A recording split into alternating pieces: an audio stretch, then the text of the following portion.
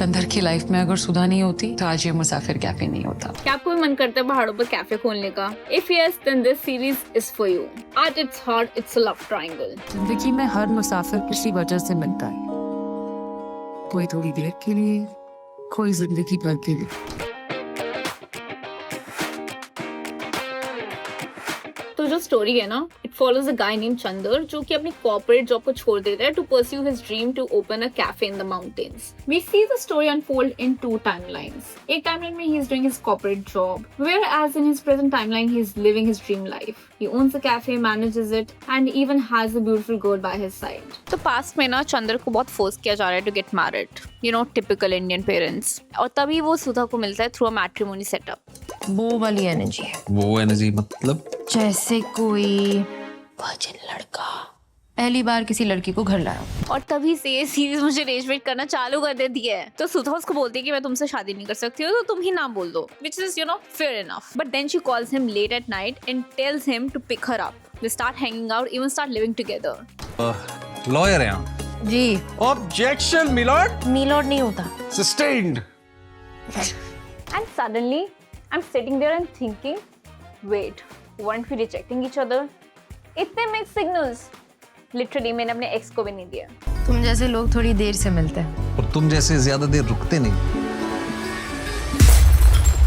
Now honestly, I don't think so Sudha is the villain. She's ambitious, she's career oriented and she is definitely thinking कि इस सब में प्यार कहाँ fit होता है। So real.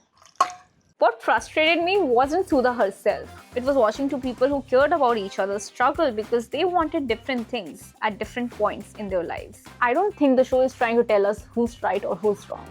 This show is trying to tell us what happens when two people are at different stages of life. Because sometimes love is not enough.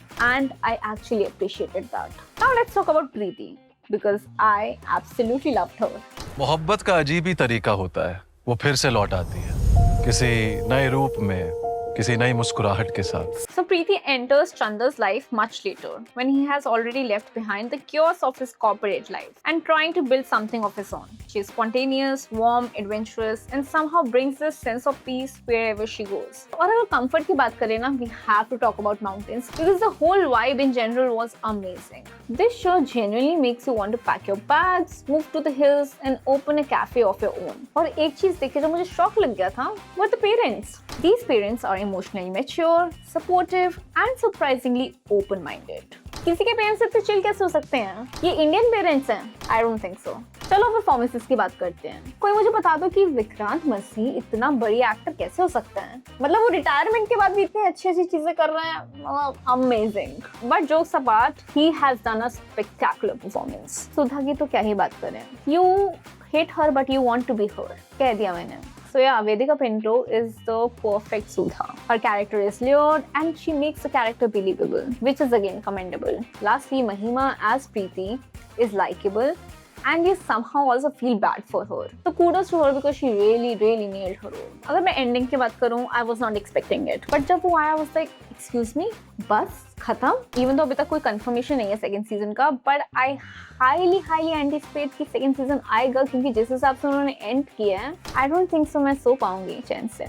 So is Musafir Cafe binge it approved? Definitely.